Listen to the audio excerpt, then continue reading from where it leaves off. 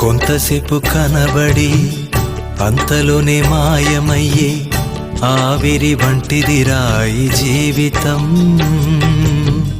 లోకాన కాదేది శాశ్వతం. కొంతసేపు కనబడి అంతలోనే మాయమయ్యే ఆవిరి వంటిదిరా ఈ జీవితం. లోకాన కాదేది శాశ్వతం.